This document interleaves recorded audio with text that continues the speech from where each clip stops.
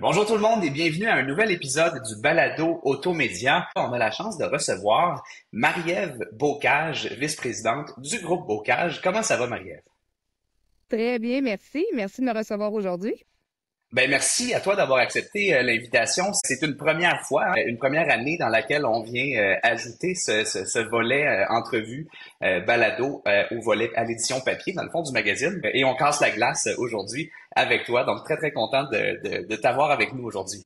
Écoute, Marie-Ève, on a quand même un bon ordre du jour. On a beaucoup de questions pour toi, beaucoup de sujets à aborder. Donc on va commencer tout de suite en fait, avec une petite présentation, là, si tu peux me raconter un peu ton parcours pour les gens qui ne te connaîtraient pas déjà dans l'industrie. Raconte-moi un peu l'historique là, de ton parcours dans l'industrie de l'automobile, dans le groupe familial, évidemment, le groupe Bocage, jusqu'au titre de vice-présidente que tu as aujourd'hui. Oui, absolument. J'ai commencé à faire mes études. J'ai fait mon bac à Northwood University en Floride. Cette université-là offre un bac avec une gestion automobile, une concentration. Fait que c'est super intéressant. Là, on va vraiment mettre les deux mains dans l'industrie. Fait que c'était super. Et suite à ma graduation, j'ai eu la chance d'avoir un visa de travail de 1 an. Alors, j'ai postulé un peu partout dans les États-Unis. J'ai eu un poste chez Mazda North American Operation au New Jersey où que j'étais District Sales Manager. Donc, j'ai resté là environ 3 ans. C'est certain qu'à cette époque-là, il y avait la récession qui a pris en 2008-2009. Donc, mon visa de travail était très difficile à renouveler. Fait que j'ai décidé de revenir au Québec. Là, tu sais, après un certain temps, j'ai été partie quasiment 7 ans. Là, fait que j'étais prête à revenir vers mes amis, ma famille. Et ensuite de tout ça, ça me tentait pas nécessairement de revenir à Sherbrooke tout de suite. Alors, j'ai travaillé chez Kia Canada, encore une fois comme DSM. J'ai travaillé là jusqu'en 2012. Fait que ça m'a donné un bon bagage de voir l'envers de la médaille, autant aux États-Unis qu'au Canada, de ce qui se passe du côté du manufacturier. Bon, suite à mes grossesses, j'ai pris mes congés de maternité et tout. J'ai joint le groupe en 2012. Commencer tranquillement à explorer là, les diverses postes au détail. C'est sûr qu'étant jeune, j'ai toujours travaillé dans la concession. Mais c'est plutôt en 2014 là, que je suis devenue directrice générale de Kia de Sherbrooke. J'ai fait ça pendant 4 ans avant de monter là, comme vice-présidente. Pour moi, ça a été très formateur d'aller travailler ailleurs et de prendre de l'expérience avant de me joindre à l'industrie familiale. C'est certain que quand tu es une relève familiale, on arrive tu sais, un peu avec, je ne veux pas dire des strikes, mais c'est important. Tu sais, au niveau de la crédibilité, pour moi, ça a été très bien d'aller chercher des outils ailleurs. Puis aujourd'hui, dans le poste de vice-présidente, mais ça me permet de bien travailler avec les manufacturiers puis d'assurer un développement là, du groupe. Fait que c'est un peu ça, je te dirais, mon parcours. C'est super intéressant. Puis justement, écoute, ce que tu mentionnes là, justement par rapport à ton passage auprès des manufacturiers, puis notamment aussi de voir comment ça se passe de l'autre côté de la frontière, hein, chez nos amis du Sud. C'est quoi les plus grandes leçons, tu dirais, que tu as ramenées de ces expériences-là qui te servent aujourd'hui, justement, maintenant que tu es rendu du côté concessionnaire avec le groupe? Bien, ça permet de comprendre un peu plus les décisions que les manufacturiers prennent.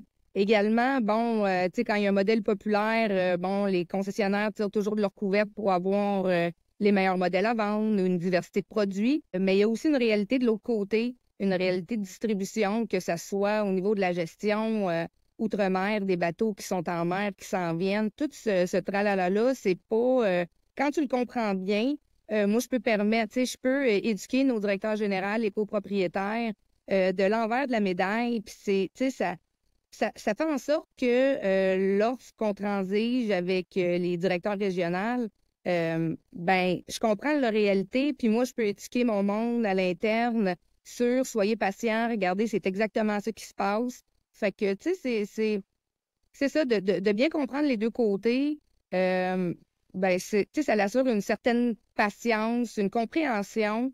Au lieu de se fâcher puis les émotions montent, on est capable de mieux comprendre, de faire un plan de match aussi en fonction des choses qui on peut pas contrôler. Tu sais, ce qu'on peut pas contrôler, ça donne rien de mettre un focus là-dessus. On focus sur ce que nous, on peut contrôler de notre côté. Fait qu'on s'enligne mieux de cette façon-là là, dans les plans de match établis là, en début d'année. Excellent. Revenons vraiment au groupe comme tel. Le groupe Bocage, ça fait déjà plusieurs années que vous êtes dans le top 3 des plus grands groupes au Québec avec aujourd'hui 21 concessionnaires. Quand on parle de concessionnaires de véhicules neufs, on est à 24 là, si on inclut les centres d'occasion. Dans la dernière année, vous avez fait une acquisition qui était Volvo de Sherbrooke.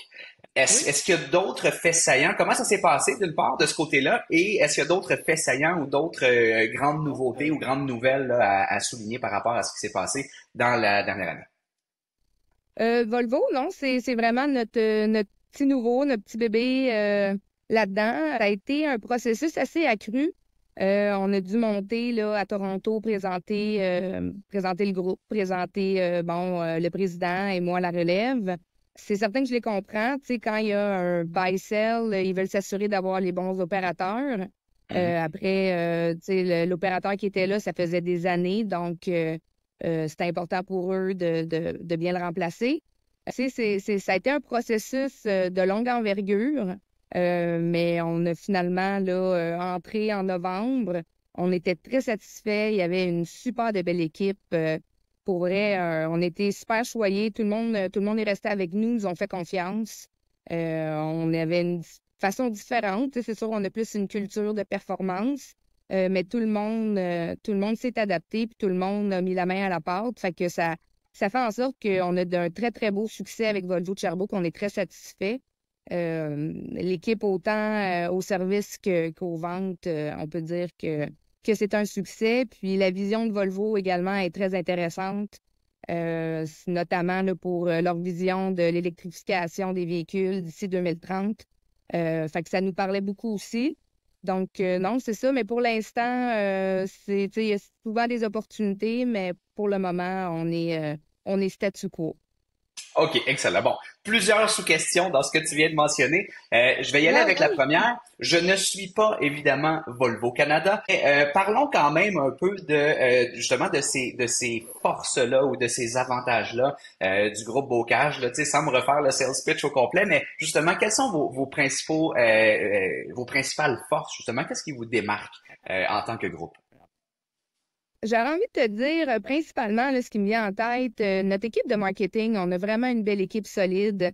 Ce qu'on a décidé de faire il y a quelques années, c'est de grossir l'équipe. On a notre directeur de marketing qui est avec nous, Dominique Aymon, depuis plus de 15 ans. Mais on a décidé donc d'y ajouter tu sais, d'ajouter un membre dans l'équipe, un adjoint parce que là, on grossit, fait que faut que l'équipe suive. Également, on a ajouté un graphiste et un vidéaste. Ça nous permet de créer nos propres visuels, nos pubs télé, nos pubs radio, tout le monde, tu sais, on écrit les textes, on fait nos pubs, on a également une chaîne Autopassion qu'on nourrit, puis tout ça se fait à l'interne. Fait que pour nous, d'être capable de se revirer sur un dizaine, comme on dit, là, c'est une grande force. Également, on a éliminé beaucoup de third party pour rapatrier des solutions à l'interne. Donc, avec OK. la collaboration de ToolRoot, on a même créé nos propres sites web pour assurer l'optimisation sur Internet. Ce qu'on donnait ailleurs, ce qu'on outsourçait, on l'a rapatrié à l'interne. Fait que on est vraiment plus efficace, plus fort. On a également un centre d'appel qui traite on appelle ça un lead là, dans le jargon Mhm. automobile. Les gens qui lèvent la main sur Internet, qui veulent un rendez-vous, c'est un centre d'appel qui traite ça, sont vraiment formés là, pour assurer un bon service à la clientèle. Donc, tu sais, le fait que tout soit à l'interne, on a vraiment on peut manipuler notre data, on peut prendre des décisions éclairées. Si un manufacturier sort un programme, on n'a pas à être dans le line-up pour que tout soit fait, on fait tout nous-mêmes. Fait que je te dirais que ça, c'est pour nous, c'est une grande force. Ben, c'est super intéressant. Puis je veux tout de suite faire un peu de pouce là-dessus parce que évidemment, tu sais, quand on parle de grands groupes versus de plus petits groupes ou même des concessionnaires indépendants, ben un des avantages qu'on entend souvent justement d'aller vers une formule grands groupes, et celui justement des économies d'échelle que ça permet de faire auprès notamment des différents fournisseurs. Mais là, dans votre cas, ce que tu me dis, c'est non seulement, évidemment, il y a certains fournisseurs qui sont possiblement encore dans le décor et relativement centralisés, mais en plus, vous avez vraiment été un step plus loin en bon français et en ramenant beaucoup de ces éléments-là vraiment à l'interne. Qu'est-ce que ça permet de Oui. faire de plus, outre justement disons, les économies financières potentielles, d'avoir justement le plein contrôle sur ces différentes facettes-là? Ben, c'est plus, on est capable de réagir rapidement, tu sais. On a toujours été des early adopters dans souvent plein de solutions. Tu sais, je pense entre autres à l'intelligence artificielle, tu sais. On est en train de développer des solutions par rapport à ça. Fait que c'est certain que d'être toujours à l'affût, tu sais, ça nous permet un peu comme aux échecs, là, de voir 3 coups à l'avance pour réagir et s'adapter, là, tu sais. Fait que ça, c'est sûr que ça nous aide énormément. Fait que comme je dis là, on travaille l'intelligence artificielle. C'est sûr que on est dans le début, là. C'est pas quelque chose de simple, mais un coup que ça va être Mhm. fait, ça va être une belle bête à apprivoiser qui va nous rendre encore euh, optimisés, j'ai envie de dire, là. Ouais, je comprends. Fait que c'est un peu ça, je te dirais, ouais. Je sais pas si c'est un OK. mot, là, mais je te... Ben oui, certainement, mais sans aller chercher, mettons, ah ben à moins que tu veuilles me donner un grand scoop, mais qu'est-ce que tu peux me dire par rapport à justement l'implantation de l'intelligence artificielle dans vos opérations? À quels endroits est-ce que vous êtes en train de regarder justement pour ajouter cette technologie-là dans vos opérations exactement? Ça serait pour rendre notre monde plus efficace. OK. Tu sais, je te donne un exemple. Un conseiller aux ventes va toujours rester bon avec un client, là. Tu sais, on n'est pas rendu là. Les directeurs ou directrices commerciales sont très bons avec les clients. Mais disons, lorsqu'il y a de l'information, de la paperasse, il y a encore de la paperasse à remplir ou à envoyer, une demande de crédit qui a une virgule à la mauvaise place, le processus de débourser ou d'acceptation de crédit peut être un peu plus long. L'intelligence artificielle irait tout de suite capter les erreurs puis le flagrait. OK. Donc, on pourrait être plus réactif, justement, éviter, bon, que ce soit pour le client et nous à l'interne. Le client, bon, a sa demande plus rapidement et tout. Hmm. Des petites choses comme ça. C'est sûr que on aimerait éliminer toutes les petites tâches connexes qui ajoutent une lourdeur à notre processus. C'est un peu ça qu'on mise présentement. Tu sais, que ce soit, bon, au niveau comptabilité, est-ce que l'intelligence artificielle peut venir nous supporter lorsqu'il y a des gens qui sont malades, ou qu'il y a des congés de maternité, ou, tu sais, toutes des choses très, très normales de la vie qui peut arriver, mais ça nous donnerait un bon backup, tu sais, sans Ouais, je arrêter comprends. les opérations pour autant. C'est plus une question, justement, de garder les opérations fluides pour que ça soit plus rapide pour tout le monde. On est dans un air où que le temps est précieux. Ouais, puis particulièrement Puis, pour les clients, on le sait, hein. ouais, exactement. Et Le c'est ça, tu processus sais, on d'achat sait du le client véhicule déjà est assez long est plus parfois, là. rapide qu'avant à cause de, bon, les technologies en cours. Fait que c'est un peu ça aussi qu'on veut implanter. C'est également d'avoir pour nous des dashboards à les siphonner. Tu sais, on a des DMS qui nous offrent des dashboards, mais c'est un peu des fois archaïque. Tu sais, l'intelligence artificielle pourrait aller prendre cette information-là pour nous créer des dashboards super intéressants pour que nos directeurs généraux puissent être capables de prendre des décisions rapides et efficaces, Hmm. les bonnes décisions avec les bons outils. Fait que c'est tout ça on essaie de mettre en place. On n'est pas rendu, tu sais, à remplacer notre monde et non, et pas du tout parce on est une entreprise qui adore nos gens, mais ça serait pour pallier à un manque puis surtout optimiser dans le temps. Génial, génial. Revenons un peu au niveau expansion. On a parlé tantôt de vos 21 concessionnaires maintenant de véhicules neufs. C'est quoi votre philosophie d'expansion? Justement, tu sais, tu me parlais des fois, il y a des opportunités qui se présentent. Là, présentement, tu m'as mentionné, on est sur le statu quo. Justement, comment est-ce que vous adressez cette question-là? Quels sont les gabarits ou les critères à l'intérieur desquels vous travaillez quand il vient le temps de parler d'expansion? Ben pour nous, L'expansion, on l'a fait de façon très intelligente. Ce que je veux dire par là, c'est que on doit, avoir des opérateurs qui sont prêts. On adore faire grandir notre monde à l'interne. Fait qu'on s'assure d'avoir un opérateur solide qui est prêt à prendre le défi et surtout qui est capable de bien s'entourer. Quand on fait une acquisition, il y a des fois que l'équipe reste au complet, il y a des fois qu'il y a des gens qui décident de partir à la retraite ou qui décident de prendre une autre avenue, c'est déjà arrivé. Donc, on regarde vraiment ces facteurs-là en premier et également de mettre les mains dans la pâte. Faut que ça vaille la peine. Tu sais, on n'use pas, on rentre pas travailler pour user notre linge pour rien. On veut s'assurer que ça soit rentable de un. Si on voit que ça va être rentable dans une trop longue période de temps, peut-être on va laisser passer l'opportunité. Tout dépend souvent du timing. Tu sais, justement, l'opérateur en tant que tel a une place importante. On est toujours curieux. On fait des rencontres. Des fois, on a envie d'y aller. Des fois, bon, c'est moins certain. Fait que tu sais, on n'est pas dans l'ego du tout. On grossit pas pour justement n'avoir 30. Si on fait une expansion, c'est vraiment penser, puis c'est parce qu'on a les bonnes personnes, puis on va les asseoir aux bonnes places, là. Ça, c'est super important pour nous. Très intéressant. Puis justement, ben, quand on parle d'avoir les bons candidats et les bonnes personnes en place, il y a évidemment certains groupes qui vont aller vers une approche où il y a un partage en termes d'actionnariat, alors que dans certains autres vont vraiment vers une philosophie où ce sont des directeurs et des directrices généraux tout simplement qui sont en poste, mais sans nécessairement avoir un accès à l'actionnariat de la concession. C'est quoi votre position par rapport à ça? Comment est-ce que vous opérez sur cette question-là? Ben, nous, tu vois, on a vraiment un système de directeur général et copropriétaire. Dans le fond, mon père, le président et fondateur du groupe, lui, c'est de cette façon-là qu'il a commencé, qu'il a eu une opportunité dans le temps avec GM. C'est exactement, dans le fond, le rachat à même les profits générés qui a réussi à devenir, tu sais, dans le fond, d'avoir sa concession. Puis lui, ça l'a vraiment mis à profit parce qu'il voulait racheter le plus rapidement possible. Fait que ça crée tu sais, comme une imputabilité, ce qui est super important.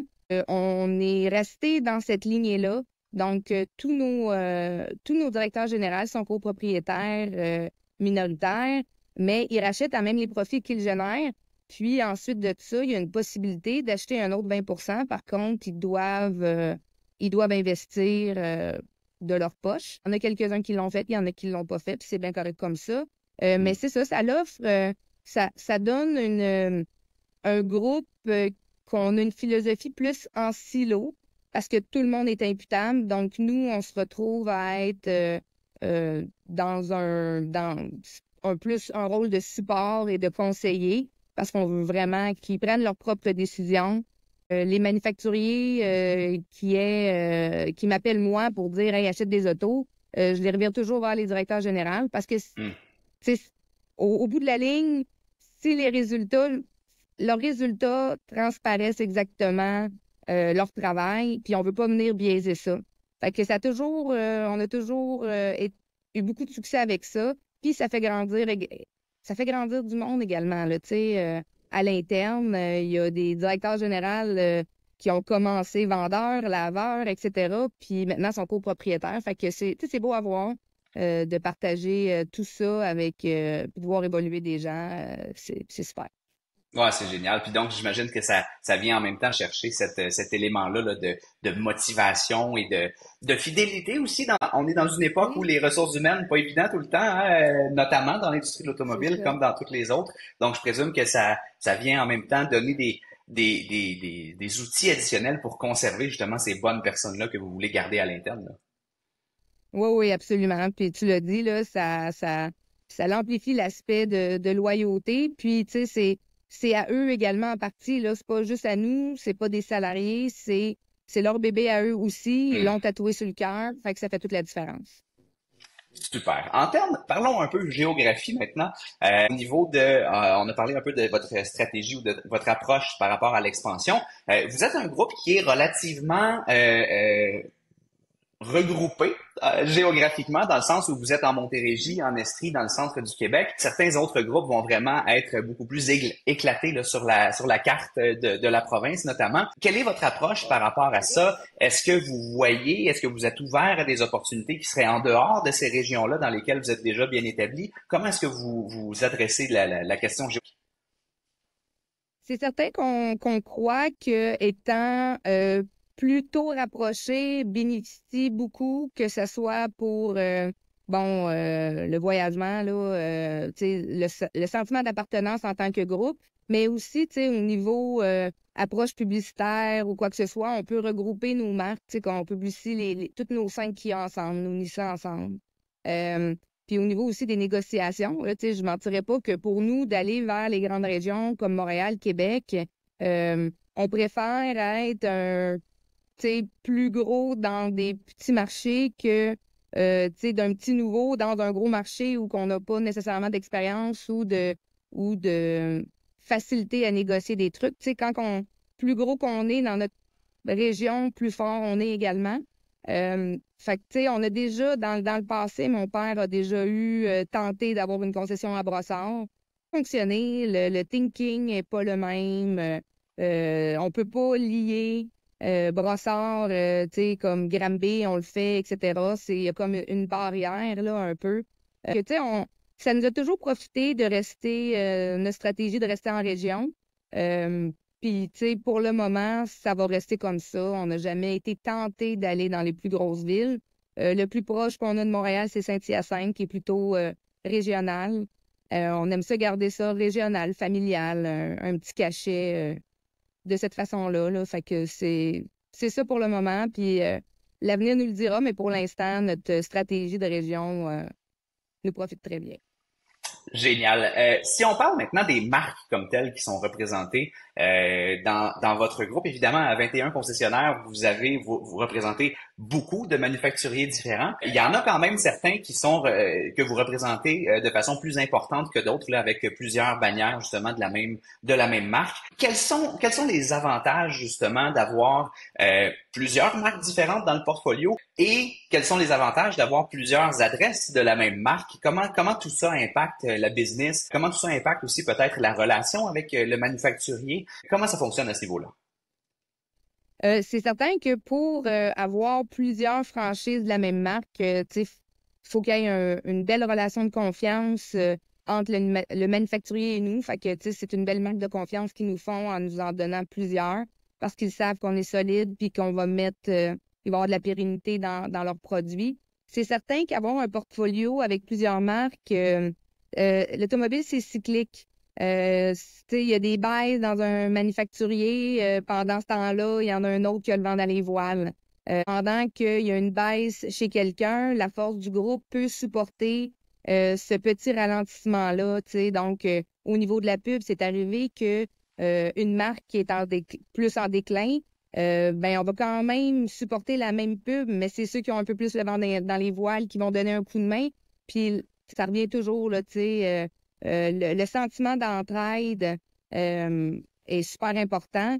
Puis c'est comme ça, c'est la vie, tu sais. On l'a vu, là, tu sais, c'est comme quasiment des cycles de 7 ans. Bon, il y en a un peu plus creux dans la vague. Pendant ce temps-là, l'autre augmente. Ça l'assure que notre machine, notre structure reste stable. Puis, ben, on peut continuer tu sais, à sortir la tête de l'eau. Fait que je pense que c'est très bien, c'est très utile. Une force de groupe, ça bénéficie à plusieurs aspects, dont celle-là, parce qu'on se mentira pas, là, tu sais, c'est pas un long fleuve tranquille où que ça va bien tout le temps. Tu sais, tout dépendant aussi des équipes en place. Tu sais, des fois, il y a des changements de président, des changements de vision auprès des manufacturiers qui peuvent avoir un impact. Pendant ce temps-là, ben l'autre bord, ça va mieux. Fait que c'est ça. Fait que c'est bien pour ça. Dans votre stratégie d'acquisition comme telle ou d'expansion, justement, quand vous avez des opportunités qui vous sont présentées, on a parlé tantôt justement parmi les critères principaux là, d'avoir notamment la bonne personne pour opérer la concession. On a parlé aussi de performance, de potentiel de cette destination-là comme telle. Est-ce que la marque comme telle peut avoir un impact et sans nécessairement les nommer, est-ce qu'il y a des marques vers lesquelles vous serez moins tenté d'aller?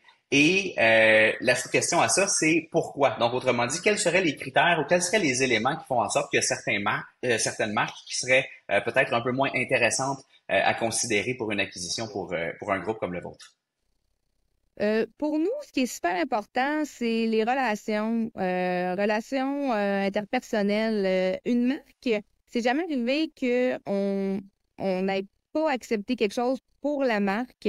Je pense que c'est important lorsqu'il y a une rencontre, un peu comme Volvo a fait, là, tu sais, il faut que le fit soit bon. Si le courant passe pas, je pense que c'est important d'évaluer ça. Euh, c'est plus ça qui nous a fait reculer. Tu sais, des fois, notre gut feeling, il faut l'écouter. Tu le sens pas, c'est pas les mêmes valeurs ou les mêmes visions qu'on a. C'est important de respecter ça en tant qu'entreprise aussi. Tu sais, on pourrait grossir, prendre des marques à gauche, à droite, mais tu sais, la vision d'une entreprise sur le long terme a un impact sur nous directement. Leurs critères, ce qu'ils veulent, leur façon d'opérer, leur façon de traiter le monde a une très grande importance pour nous. Euh, une marque en tant que telle qui nous a refroidi, non, je te dirais que c'est plus au niveau des relations on se respecte là-dedans, d'avoir que le courant passe, là, d'avoir comme une belle chimie, parce qu'on se retrouve après ça à travailler avec eux autres pour une longue période de temps.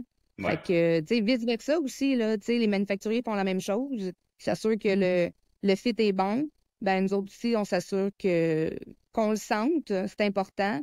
Puis après ça, ben, on peut déployer nos ailes, puis ça va bien. Mais je te dirais que c'est plus ça qu'une marque en tant que telle là, qu'on regarde. OK, excellent. En termes d'évolution de l'écosystème ou du marché au Québec comme tel, année après année, quand on sort notre bottin des groupes, il y a un constat qui revient, qui est le fait que il y a de plus en plus de concessionnaires qui font partie de groupes et de moins en moins de concessionnaires solo, de concessionnaires indépendants. Si on se projette dans le futur, là, selon toi, Marie-Ève, est-ce qu'il va rester toujours certains magasins qui resteront les indépendants ou est-ce qu'on s'en va dans une optique où éventuellement tous les concessionnaires ou à peu près seront membres de plus grandes organisations, de plus grands groupes? Moi, je te dirais par rapport à ça, tout dépend de leur relève. Ceux qu'on voit vendre, les solos qui vendent à des groupes, c'est que ils n'ont pas nécessairement de relève à l'horizon. C'est pas évident le processus, que ce soit avec du manufacturier ou le financement, de vendre une concession à un indépendant qui n'a jamais fait ça. Fait que ça a un gros impact, la relève. Puis, tu sais, on le sait qu'au Québec, il y a un enjeu de reprenariat. Il y a beaucoup de baby boomers là, qui sont prêts à prendre la relève, sont prêts à prendre leur retraite, mais qui n'ont pas nécessairement de relève. Fait que tout dépend de ça. Tu sais, il y en a des concessions, nous autres, près de nous, qui sont solo. Puis tu sais, ils ont un beau plan de relève. Fait que je leur souhaite que ça continue pour eux. Mais on voit plutôt ceux qui en ont pas, qui vont être portés à vendre à des groupes. Hmm. Tu sais, il y a des solos qui veulent rester solos aussi, là. Grossir, c'est pas non plus dans l'esprit de tout le monde, puis c'est bien correct. Tout dépend. Moi, je pense des plans de relève qui sont établis. Puis, tu sais, un plan de relève, ça se fait pas du jour au lendemain. Ils disent que ça prend 10 ans. Fait que c'est important de bien préparer puis d'y penser à l'avance pour justement assurer une pérennité. Sinon, ben c'est sûr que les grands groupes vont toujours à l'affût des opportunités. Fait que ça reste comme ça, tu sais. Je comprends. Justement, là, imaginons une prochaine acquisition. Quand le groupe Bocage fait l'acquisition d'un concessionnaire, et donc je parle aussi évidemment de l'ensemble des autres concessionnaires qui sont déjà membres du groupe, comment est-ce que ça fonctionne en termes de partage là, par rapport à l'indépendance? Est-ce qu'il y a des éléments qui restent propres ou uniques à chaque concession versus les éléments qui sont plus centralisés? On a parlé tantôt du BDC, on a parlé tantôt de la pub, du marketing qui est fait à l'interne vraiment, qui est chapeauté par le groupe. Fait que comment ça fonctionne le split au niveau de ce qui est fait vraiment de façon individuelle et indépendante versus ce qui est fait par le groupe?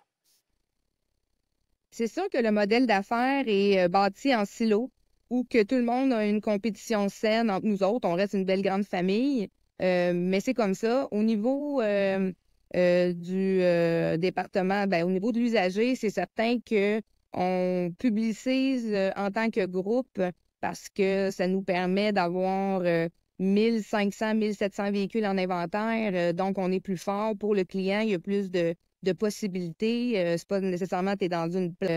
t'as juste 20 autos en inventaire usagé. Non, non, il y a le reste. Fait qu'on va publier ça au niveau. On va offrir ça à nos clients. Justement, pour la publicité également, on va publier tous nos Kia ensemble. Tu sais, les 5 Kia, les 5 Nissan, les Mitsubishi ensemble, etc. Fait que ça, c'est super. Ça permet de faire ça. Sinon, on a centralisé également les comptabilités dans les grandes villes, dans les plus grandes villes qu'on a. Fait que ça permet d'avoir un support pour les directeurs généraux. Eux, ils ont juste à s'assurer de leur day-to-day dans leur concession. Puis, tu sais, le reste, on est là, tu sais, il y a une machine en arrière d'eux autres qui les supporte. Fait que ça leur permet de focusser sur leur talent, sur leurs forces. Puis, c'est certain que chaque concession amène ses propres couleurs. Et pour nous, c'est important. Oui, il y a l'espèce de parapluie groupe, mais c'est important que chacun amène ses couleurs, qu'il y ait un sentiment d'appartenance pour les employés dans sa concession. On essaie de regrouper tout notre monde tu sais, au grand milestone qu'on a. Là, tu sais, on a eu nos 20 ans, là, 5-6 ans. Fait qu'on a regroupé tout le monde. On était peut-être 1600 au centre des foires, mais plus qu'on grossit, plus que c'est dur de mobiliser tout notre beau monde. Je comprends là. Ouais, c'est ça. Fait que c'est ça. Fait Fait qu'il que n'y tout le a monde pas un amène ses... party de Noël. Il n'y a pas un party de Noël dans le groupe, là. Ouais, OK. c'est ça. Mais c'est ça, tu sais, fait que tout le monde, tu sais, on se mobilise en tant que, tu sais, avec les directeurs généraux, les gestionnaires de concessions, on fait des groupes excellence à l'interne pour se challenger puis partager les meilleures pratiques. Fait que, tu sais, on apporte ça. Le groupe est apporté de cette façon-là, mais c'est important pour nous que le DG, ils ont toutes des personnalités différentes, des visions différentes. C'est sûr que nos valeurs, notre mission, puis notre vision reste la même. On est tous alignés dans la même direction.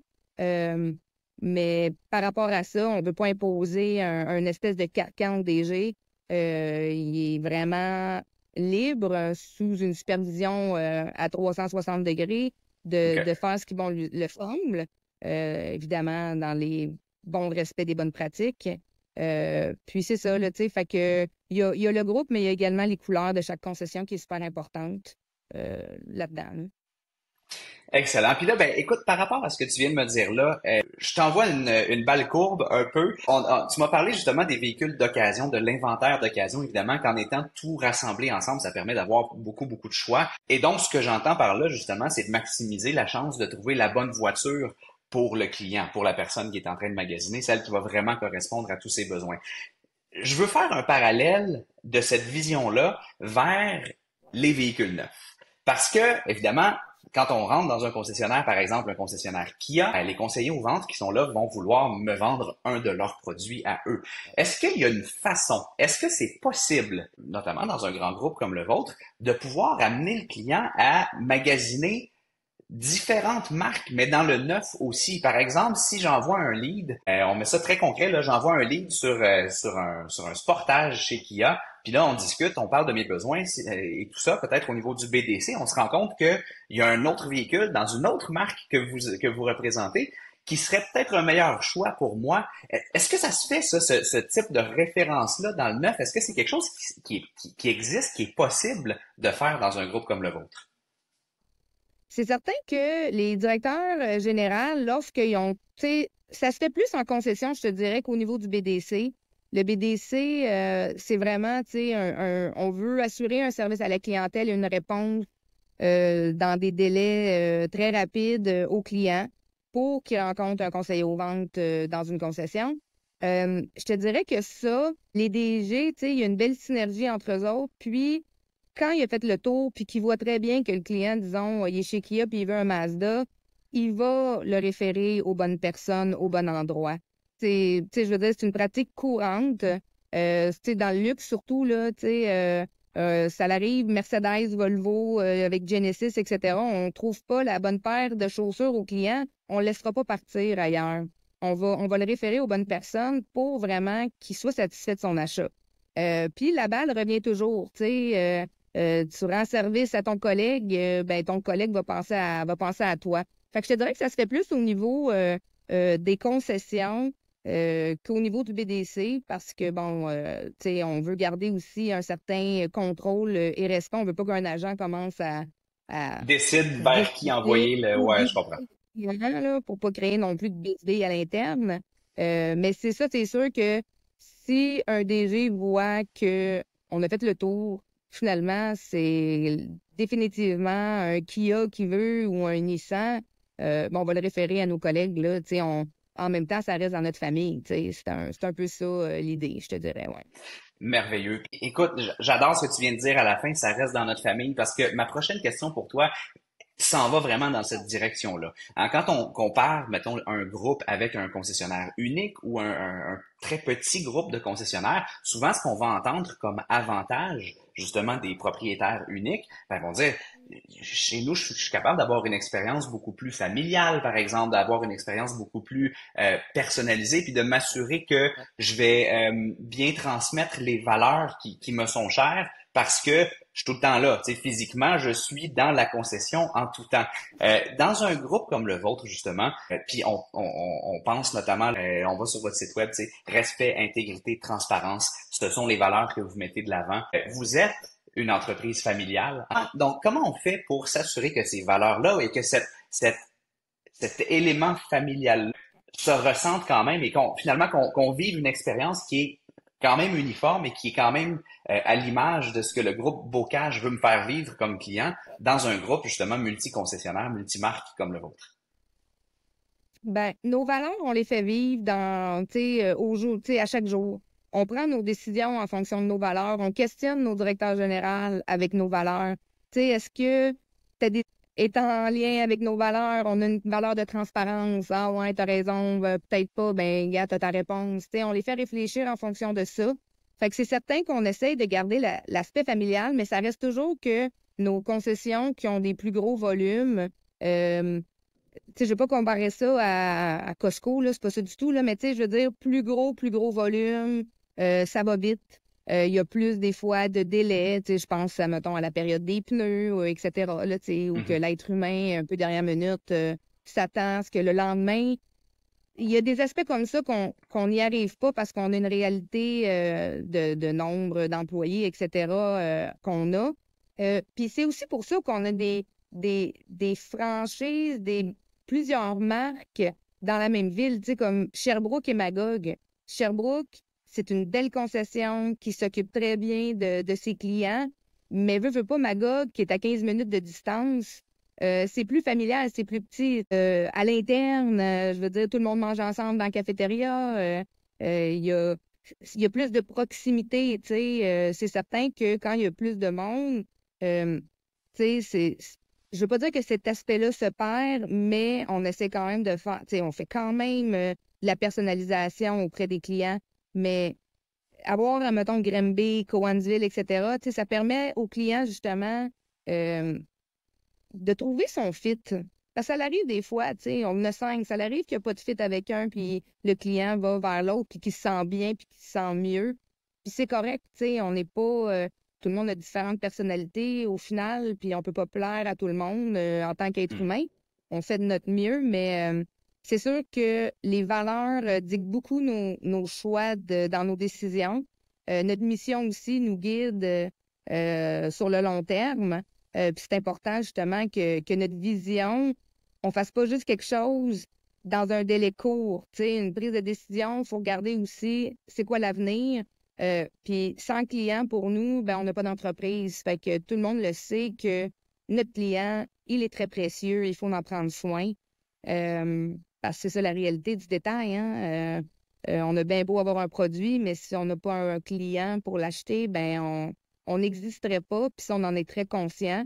Et puis, on se le rappelle à chaque jour qu'on a une chance, puis il faut en prendre soin de cette clientèle-là, également comme nos employés. Fait que je te dirais que c'est un peu ça Je trouve ça super qu'on fait intéressant, vivre. puis j'adore, parce que tu sais quand on parle de vision et de mission, Je vais dire c'est facile entre guillemets de mettre tu sais trois mots là puis de les écrire sur le site web puis de dire tiens voilà c'est fait c'est affiché puis on n'en parle plus. Mais là moi ce que j'entends c'est tout au contraire, c'est quelque chose justement que vous ramenez au centre des discussions et sur lesquels vous vous basez au day to day littéralement pour justement évaluer comment tout ça se passe. C'est vraiment intéressant d'entendre ça. Oui, c'est super intéressant. Puis, tu sais, on s'est rendu compte aussi, c'est, tu sais, c'est ça, c'est des mots.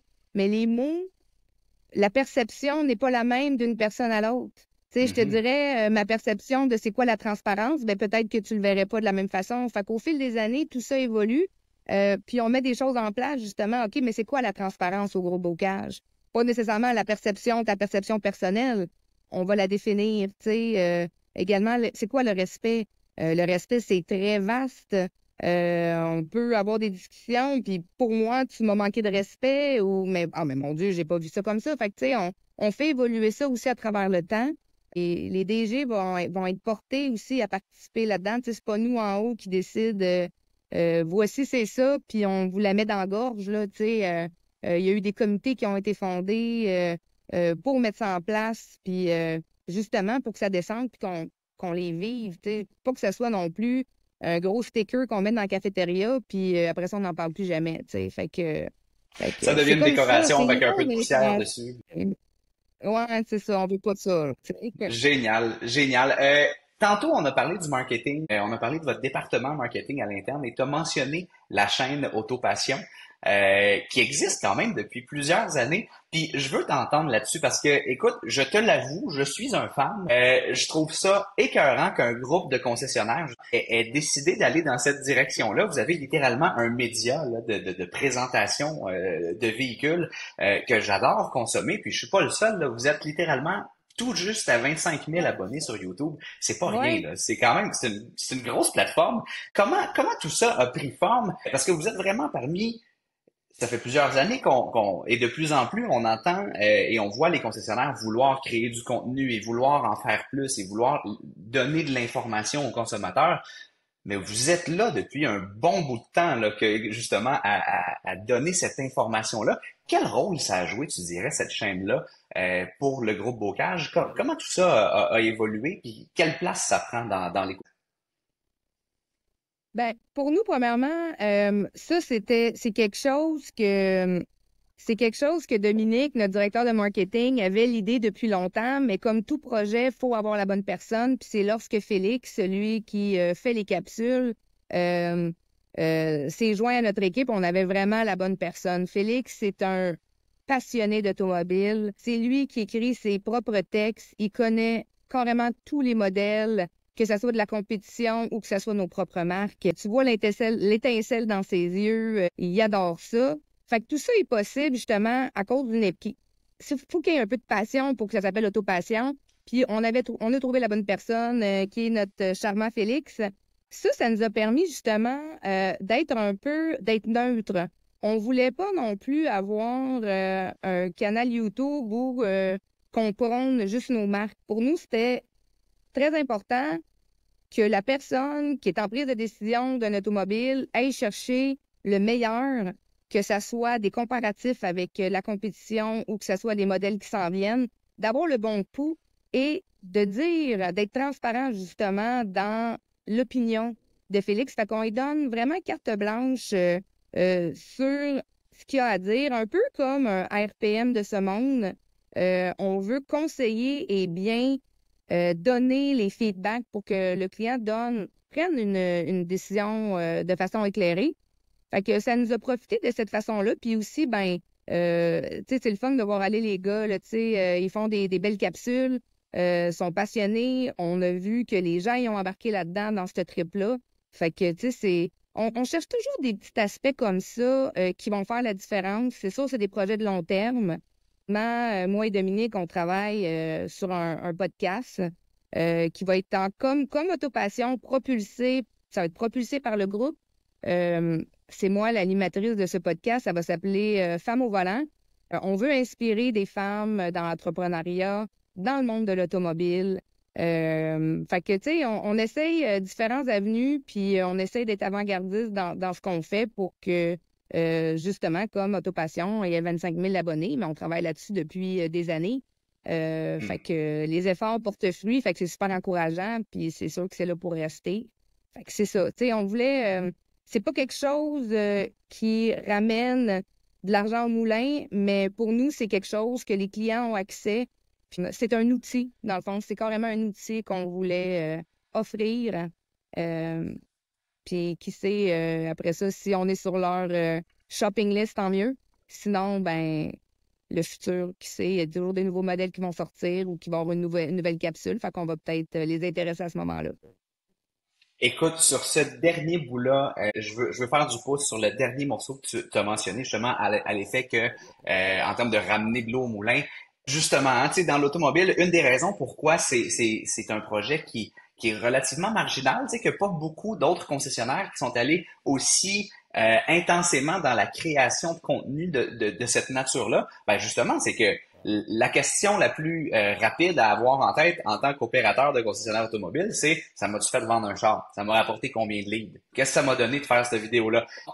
Vous avez vraiment, d'emblée, jour 1, quand vous avez lancé cette chaîne-là, vous avez vraiment décidé d'aller dans une autre optique, dans une optique vraiment de donner de l'information, puis de faire véhiculer un peu quand même l'image de marque propulsée par le groupe Bocage, mais donc sans nécessairement mesurer là, des performances là, extrêmement axées sur la vente, si je comprends bien. Oui, exact. Tu sais, c'est sûr que c'est difficile de faire les liens présentement. Peut-être qu'un jour, avec l'intelligence artificielle, ça va être faisable, là, mais tu sais, c'est sûr qu'on regarde nos Google Analytics puis on essaie de faire des suppositions, mais ça n'a pas été créé dans ce but-là. Ça a vraiment été créé pour présenter les produits, faire des comparaisons. Fait que non, c'est sûr qu'il y a une relation à quelque part où que, bon, il y a eu un retour sur investissement quelconque, mais on n'est pas en mesure de le mesurer, mais c'est pas ça qui nous importe pour présentement. Peut-être que si un jour on est rendu à 50 000 abonnés, ben notre chaîne YouTube va être profitable, là, mais si on le fait pas ça, on le fait pas pour ça. Si ça va juste être drôle si on se rend à ça un jour, là, tu sais, on va se faire des high five, on va être bien content. C'était vraiment dans l'optique, justement, image de marque. On a la bonne personne pour partir ce projet-là, puis qu'il y ait une pérennité, tu sais, que ça soit pas comme tu sais, là, un effet, là, bon, on le fait deux, trois, puis ça tombe à l'eau, tu sais, on voulait pas ça non plus. C'est ça, c'est tellement le fun de voir que ce soit, bon, les directeurs généraux qui sont super excités, hey, je vais avoir le produit, tu sais, tu vas pouvoir venir faire une capsule, puis là, de voir Félix qui part avec le dos, il trouve des beaux spots pour faire les vidéos. Les essayer, tu sais, on a accès à Saint-Élie Motorsport, ici proche, une piste de course. Fait que, tu sais, ils peuvent les essayer puis donner vraiment l'opinion d'un véhicule, là, que ce soit un nouveau modèle ou quoi que ce soit. Fait que, Et non c'est ça. biaisé. Je veux revenir là-dessus. Là, si tu me le disais tantôt, là, il y a vraiment carte blanche. Là. Donc, s'il n'est pas convaincu d'un modèle ou s'il voit des défauts ou des trucs à améliorer, il y a la liberté d'en parler. Oui, c'est important de le dire, tu sais, comme les petites lacunes ou tel modèle, bon, hey, je m'attendais plus à Hmm? ça. C'est certain tu sais, on a un beau partenariat avec nos manufacturiers, fait qu'on n'est pas là pour démolir un produit, loin de là. Mhm. On n'a pas cette liberté-là, puis, tu sais, par respect aussi, on n'irait jamais là. Mais c'est important de démontrer, de dire, ah, je m'attendais à telle technologie qu'il n'y a pas. Tu sais, bon, Mercedes, je vais vous donner un exemple concret. Mercedes, à un moment donné, il n'y avait pas Apple CarPlay, mais une Forte en avait un, là, tu sais. Fait que, tu sais, c'est correct d'amener cette lacune-là, tu sais, puis c'est pas une surprise pour personne, ni pour le Hmm. manufacturier, fait qu'il n'y a pas d'enjeu à ce moment-là. Mais oui, tu sais, il va donner son opinion, c'est sûr qu'on pèse nos mots, on va pas bâcher rien, que ce soit la compétition, parce qu'on a un respect également pour la compétition. Tu sais, je pense que c'est important de comparer, mais en restant respectueux aussi. Mais oui, 100%. il va dire, regarde ce bolide-là. Quand vous voyez Félix avec les petites étoiles dans les yeux puis qui dit meilleur bolide ever, ça vient du cœur en tabarouette, là. Puis tu sais, tu le vois aussi quand il est comme moi, pas sûr, ben tu sais, on le voit Mhm. aussi, puis c'est bien correct, tu sais. Marie-Ève, tu as mentionné quelque chose qui n'est pas tombé dans l'oreille d'un sourd. Tu viens de me parler d'un podcast qui s'en vient, Femmes au volant.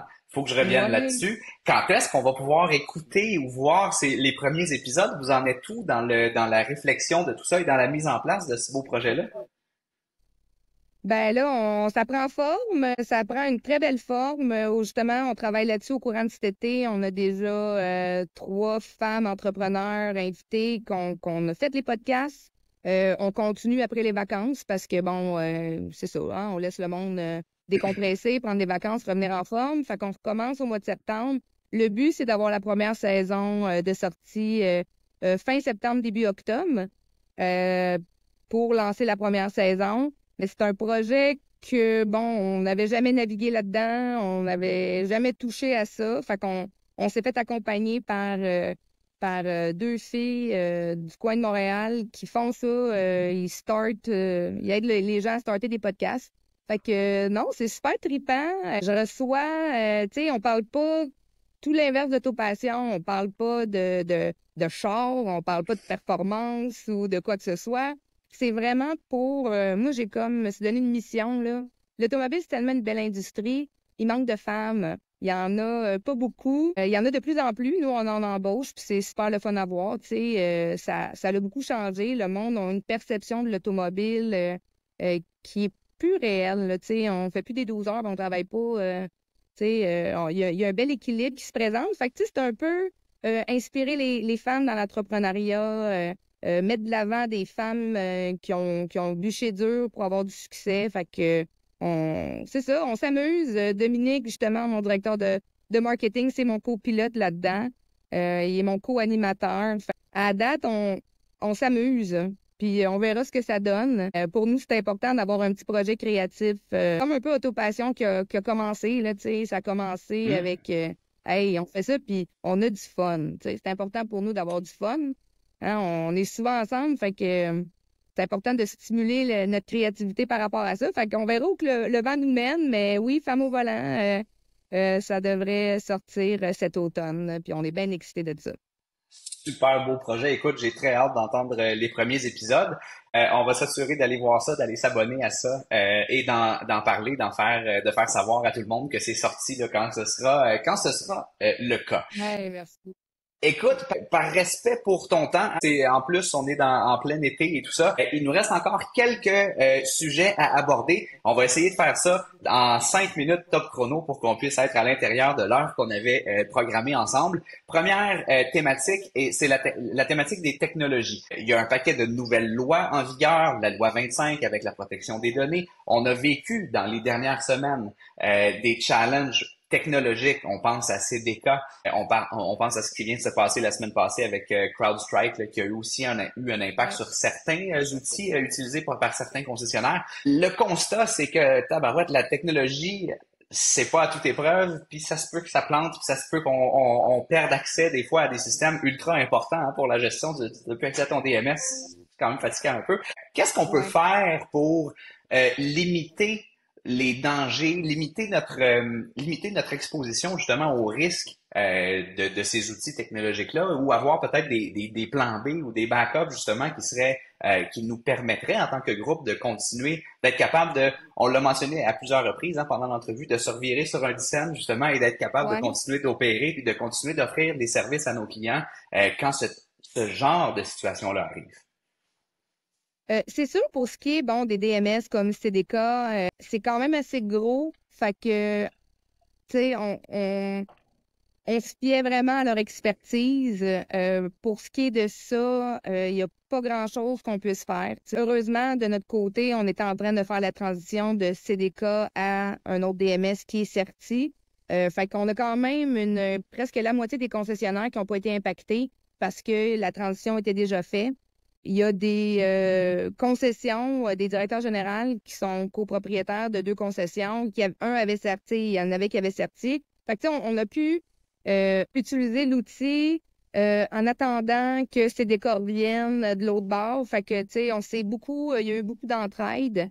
Mais, tu sais, c'est certain que pour ça, on est revenu au pic puis appel, là, tu sais. On se rend compte qu'on est vraiment à la merci de la technologie. C'est ça, tu sais, des contrats à la main ou la bonne vieille carte de crédit avec le swipe up, là, tu sais. Fait que la comptabilité l'a trouvé moins drôle parce que c'est sûr que pour eux, c'est beaucoup plus d'ouvrage. Mais de notre côté, toutes les solutions qu'on a mis en place, on est vraiment blindés. Tu sais, on a vraiment la loi 25, on a exactement suivi ce qu'il faut faire, tu sais, comme des identifications à 2 facteurs, la gouvernance des données, tu sais, qui a accès à quoi. Ça, c'est super important. Puis ça paraît bizarre, là, mais souvent nos directeurs généraux ou présidents, vice-présidentes, c'est nous qui avons le moins d'accès parce que les hackers, les pirateurs ont tendance à aller cibler nos comptes à nous pour aller siphonner des passwords ou de l'information.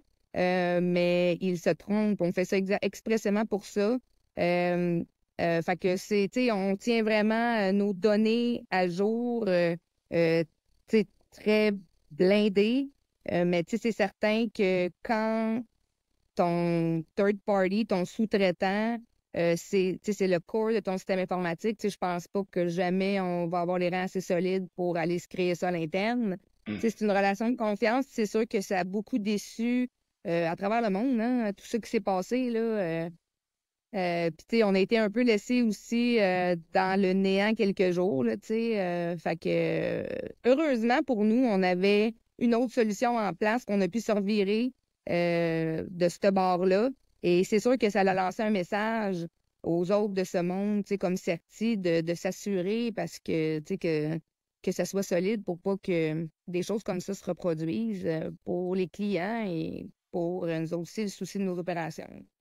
Écoute, ben, c'est intéressant. Puis là, de ce que je comprends, c'est que c'est un add-on d'une certaine façon que ça s'est passé au moment où vous étiez en pleine transition entre deux systèmes. Ben oui, là, c'est un Mais add-on. ça a représenté quand même un certain avantage. Ça vous a permis justement d'avoir accès à un outil, un certain backup. Est-ce que ça veut dire que ça devient quelque chose à considérer, peut-être d'avoir justement deux systèmes à travers le groupe qui ferait en sorte que si jamais il y en a un qui plante ou qui est plus accessible, ben vous avez quand même accès à une solution de rechange en attendant? Est-ce que C'est vous y avez certain pensé que à ce c'est pas bout-là? Ouais. tout. Ben oui, mais c'est certain qu'il y a des manufacturiers qui nous imposent un DMS. On est, tu sais, bon, on n'a pas le choix. Ils nous disent, vous êtes avec CDK, vous êtes avec CDK. Fait qu'il y a certaines concessions qui sont obligées de rester avec eux. Fait que oui, on va avoir quelques concessions encore d'un côté avec CDK, puis la majorité, par contre, vont être avec Certi. Fait que, advenant le cas qu'il y ait quelque chose, c'est sûr qu'on peut se baquer avec un et l'autre. C'est pas Hmm. optimal dans nos opérations parce qu'on veut pas non plus mélanger des clients, mélanger des transactions. C'est pas optimal, mais ce qu'on pourrait, tu sais, le faire dans une courte période de temps, oui, on se l'est prouvé avec l'incident qui s'est passé. Mais c'est certain qu'on parlait d'économie d'échelle tantôt. On a plus un pouvoir de négociation lorsqu'on transfère toutes nos concessions d'un côté, à l'exception de ceux qui peuvent pas. Fait Hmm. que, tu sais, il y a ça aussi à considérer. Fait que, tu sais, puis aussi pour la comptabilité, là, tu sais, tout le monde travaille sur le même outil, on a les mêmes rapports, les mêmes dashboards, etc. Fait que c'est ça. Mais tu sais, ça a quand même été quelque chose, là. Tu sais, les deux back-à-back, là, ça a été, on On va dire espère quelque qu'il n'y en chose. aura pas un troisième la semaine prochaine. On va Oui. toucher du bois. Non, non, Espérer que le reste de l'été se déroule bien technologiquement. ouais. Dernier sujet, dernière thématique que je voulais aborder avec toi, Marie-Ève, c'est l'électrification, en fait, de l'industrie. Je voulais parler un petit peu parce qu'évidemment, c'est un sujet qui est sur toutes les lèvres, qui est très d'actualité. On voit tous les manufacturiers, bon, évidemment, certains plus rapidement que d'autres, hein, arriver avec une certaine part d'électrification, notamment avec les lois et les obligations qui s'en viennent de ce côté-là. Quelle est la position du groupe par rapport à l'électrification des transports? Comment est-ce que vous voyez ça? Et si on se transporte également peut-être à plus long terme, on ressort la boule de cristal de tantôt, là, comment est-ce que tu vois l'évolution de tout ça dans les 10 prochaines années, par exemple, en termes d'impact du véhicule électrique dans l'industrie et sur les opérations du groupe? C'est sûr qu'on est pour l'électrification, tu sais, c'est sûr, niveau environnemental, tu sais, notre conscience verte, tu sais, va vers ça. C'est certain que pour nous, quand on regarde tout ça, disons qu'il y a une couple de détails qui ont oublié de prendre en considération, tu sais, nos établissements. Si on a tous des véhicules électriques, tous les employés ont des véhicules électriques, tout le monde se plug sur une bâtisse. Est-ce qu'on va être capable de supporter tout ça? Les manufacturiers nous font encore et nous demandent de bâtir des images avec des très gros centres de services. On sait très bien que si on devient 100% électrique, on n'aura pas besoin de tous ces beaux outils-là. La mécanique on va carrément être ailleurs. C'est certain qu'au Québec, on voit que les gens sont beaucoup plus à l'aise à un véhicule hybride branchable. C'est sûr que notre climat n'est pas pareil que les États-Unis, n'est pas pareil que le reste du Canada. Ben, en fait, le Canada, on était pas mal tous dans le même bateau, là. C'est ça, il va falloir que les manufacturiers pensent un peu plus à un espèce de compromis entre les deux. Mais il y a également du côté de Volvo qui vont arriver avec un modèle où que le véhicule va avoir une borne bidirectionnelle. Donc, c'est quasiment du recyclage d'énergie. Ça pousse et ça tire.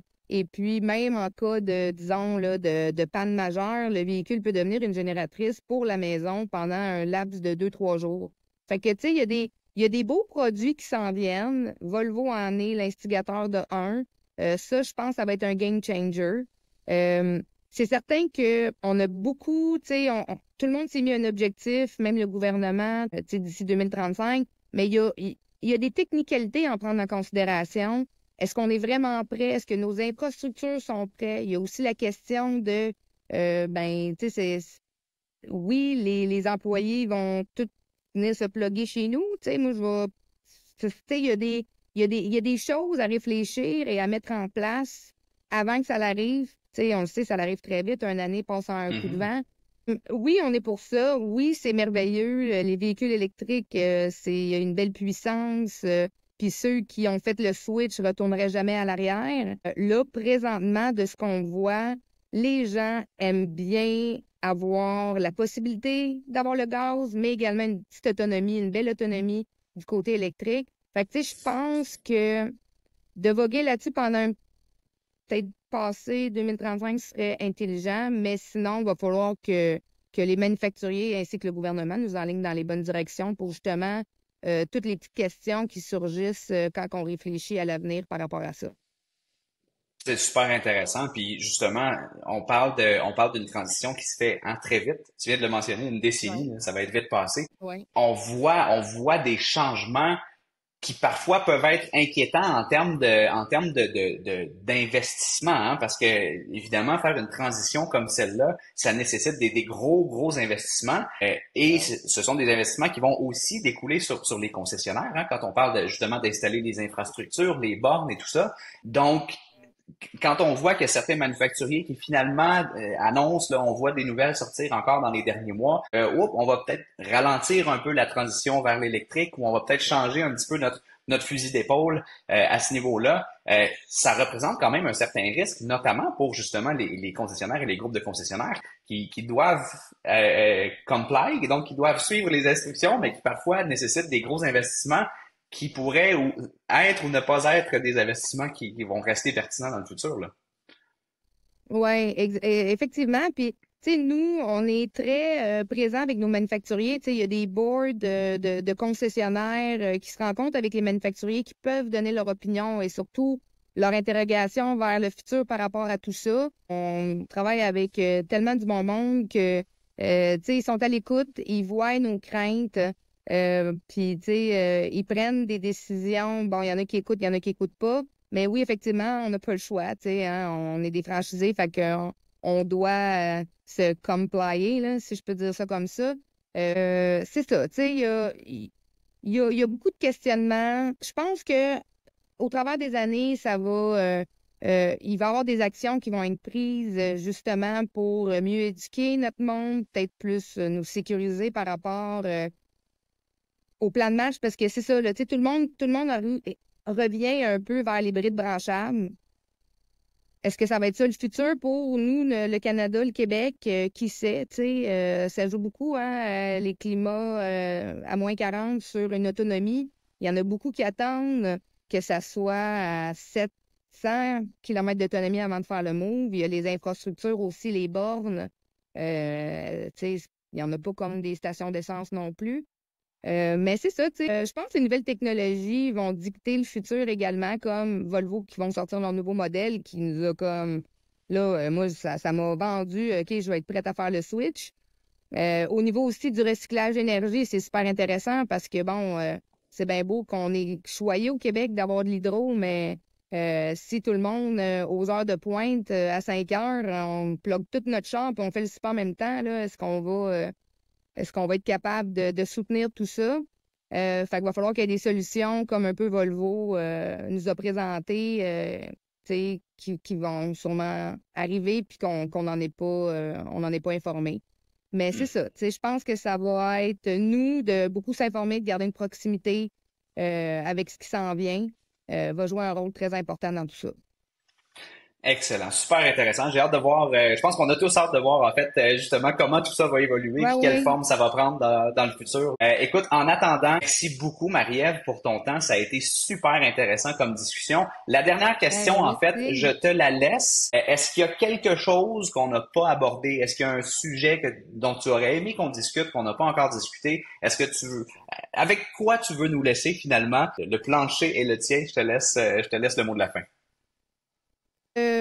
Premièrement, merci de l'invitation. J'étais bien contente que vous ayez pensé à moi. Pour moi, c'est important de dire que le domaine de l'automobile évolue à la vitesse grand V. On travaille toutes dans la conscience que le client est au devant. On travaille pour rendre une expérience exceptionnelle. C'est sûr qu'on voit qu'il y a eu du dommage fait dans le passé, mais on est des gens de cœur je parle au nom de tous mes collègues qui sont dans le domaine de l'automobile, les propriétaires, etc. On est des gens de cœur, on est des gens qui associent la pérennité de notre industrie. On se tient de plus en plus, fait que c'est beau à voir, c'est le fun. On se rallie au lieu de se diviser, fait que justement pour penser au futur, puis que le client soit en premier plan dans nos têtes et ce, en tout temps, d'où l'importance là, de la fameuse vision mission-valeur. Je vais toujours rester fatigante avec ça, mais ça dicte tout dans notre day-to-day. Fait que c'est un peu ça, là, tu sais. C'est beau de voir que l'industrie évolue, qu'il y a des beaux changements, il y a tu sais, il y a du monde, des belles acquisitions, il y a de la belle compétition, il y a des beaux modèles, il y en a pour tout le monde. Fait que c'est un peu ça, le message que je voulais véhiculer pour la fin. C'était un parfait message. Marie-Ève, merci beaucoup. Si vous voulez en apprendre plus sur le groupe Bocage, évidemment, groupebocage.com. Allez visiter la chaîne YouTube Autopassion également. Ça vaut le détour si vous la connaissez pas déjà. Super, super belle chaîne. Et je le mentionnais tantôt, on va surveiller de très près l'arrivée de ce nouveau balado, ce nouveau podcast avec Marie-Ève à l'animation, un podcast Oui. qui s'appelle Femmes au volant. Donc, ça devrait sortir cet automne. Marie-Ève Bocage, merci beaucoup encore une fois pour ton temps et bon Ben, succès, merci bonne fin d'année. énormément.